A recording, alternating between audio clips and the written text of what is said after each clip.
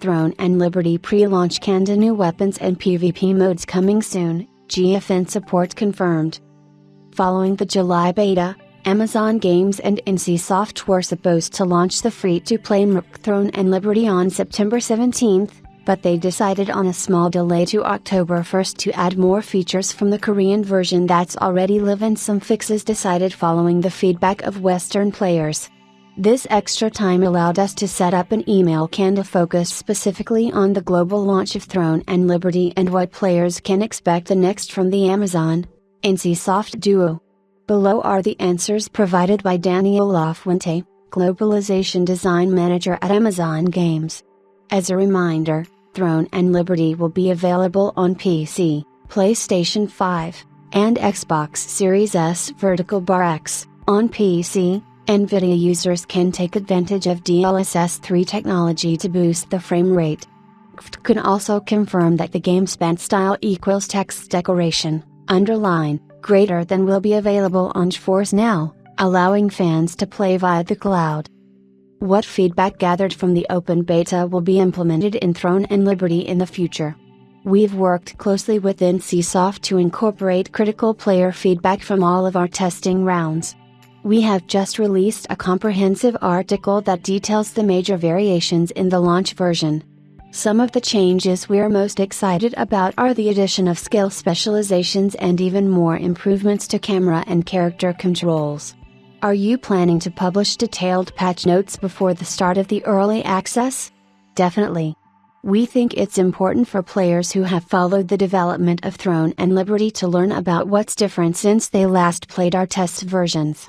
Will players get a detailed roadmap of when Korean content and balanced patches will be introduced to this version of the game? Yes. It's our goal to share our roadmap and content plans with our players throughout the life of the game. We're working on the first installment and will release it during the early access period. Consistency is important to us, so we'll make sure to provide updated plans quarterly. We want you to be informed so you can plan accordingly. How long will it be until the two versions of the game are at near parity, meaning that there is only a small delay from Korean patches? The short answer is it depends on how our players progress. It's important for us to find the sweet spot between releasing content before people are prepared and releasing it too late. While we have estimates about timing right now, we want to confirm them with actual data. We will consider things like vertical progression, content completion rates, and more. When we have the opportunity to release changes that improve the player experience without jeopardizing the overall player journey, we'll work to bring that to our version as quickly as possible. A good example of us moving quickly is with how we pulled skill specializations, a feature recently released in Korea, forward into our launch version. We also have a couple of surprises in store for you about unannounced content that you'll hear about from us first. Right now, there are only 7 weapons. Are you planning to add more classic weapons, such as maces, warhammers, axes and great axes, spears, etc.? If so, when could players expect to see new weapons? Yes, new weapons will be part of our post-launch roadmap. We can't talk more about it at the moment, but we can tease that players won't have to wait too long to see the first new weapon added to the game. We will be sharing more details on future content through our previously mentioned roadmap communications with players. Will the launch version include the Substance Transformation System, aka the GFN system? We will share this information in our upcoming blogs and release notes, which will describe the key changes between the open beta and launch versions. There are several features that we will discuss in the same context of the Substance Transformation System. Are you planning to add cross-progression across platforms? No. We evaluated the benefits of cross-progression across platforms prior to release, and there wasn't a significant demand. Cross-platform play, however, is very important to us because it empowers guilds and groups of friends to play together regardless of their chosen platform. Throne and Liberty is free to play, and bots have already troubled the Korean version.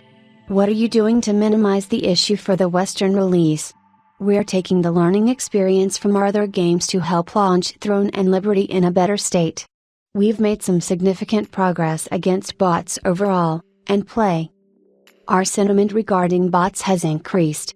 Aside from what we've learned from other games, we do have other ways we are preparing to handle bots in Throne and Liberty. We are analyzing and training our bot fighting models with anonymized data from the Korean Live service. This is helping build the foundation of the model that we can, in turn, use to identify bots within the Amazon Games service. We are also putting several safeguards in place to protect the economy, including protections against fraud and auction house abuse. For players familiar with the Amazon Games Trust system, we are working to improve its capabilities significantly and expect to have this ready for Throne and Liberty's launch. We plan to moderate auction house usage based on trust status. We will have strict punishment for players caught participating in third-party real money trading, including suspensions, bans, and applying negative balances when Lucent is reclaimed after RMT is identified. Lastly, we have plans to make RMT more difficult for bad actors, however we cannot disclose those methods at this time. Will the milestone system be tweaked to speed up progression? Yes, the milestone system will unlock at a faster rate than it did during the original Korean launch. The details of the unlock speed will be shared in our previously mentioned patch notes and roadmap article. What's your outlook for PvP, especially open world PvP? What kind of plans do you have for it? One of the things we are most proud of for Throne and Liberty is the variety of content across both PvP and PvP. Together with NCSoft, we have plans to continue improving PvP elements and introducing new modes for players. While we can't go into details today, we can confirm that new modes of PvP are a part of our near-term roadmap.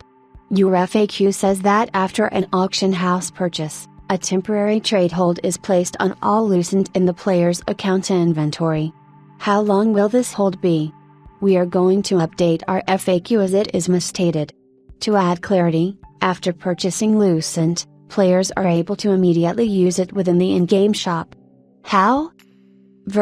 Lucent is subject to a temporary waiting period before it can be utilized in the auction house. In other words, the hold takes place before you spend the Lucent in the auction house. The amounts and times can vary by many factors which we cannot discuss at this time as it relates to our fraud protection mechanisms. Are there any plans to add support for player-made add-ons or mods? If not, will you add a combat log and/or damage meter? We do not have plans to support add-ons or mods at this time. The question about a damage meter is tricky.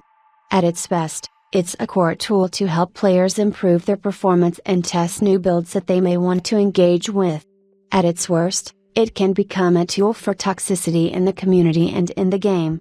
While we are continuing to have discussions on this topic internally, our goal is to find an approach that can provide the most benefit to players without introducing systems that lead to toxicity within the community. In Western countries, PvP is particularly important. Are you planning to add more challenging in-game dungeons and raids on a regular basis? We agree that PvP is important for a wide range of international players, and Throne and Liberty has consistently added more of that type of content. Co-op dungeons, challenge dungeons, Gate of Infinity, cooking, fishing, and Amido expeditions are just some of the non-PvP features that have been added recently. We plan to continue adding more PvP and PvP elements to the game. What is your plan for major additions, for example, expansions? Would those be premium expansions or free, and what would be the cadence? Our focus right now is on delivering the best launch experience possible. The Korean Live game has recently received a major new content update in the form of an expansive new region called Talandra. It introduces a level cap increase, new world bosses, additional co-op dungeons, PvP territories, and more. We'll discuss more about when that content will be available for international players of the game, but for now, we can confirm that it will be free when we release it. Several users have reported that pre-orders are unavailable in many European countries on PlayStation 5. Is Amazon looking into the issue? We are aware of the reports by players that started during the open beta about purchasing early access packs.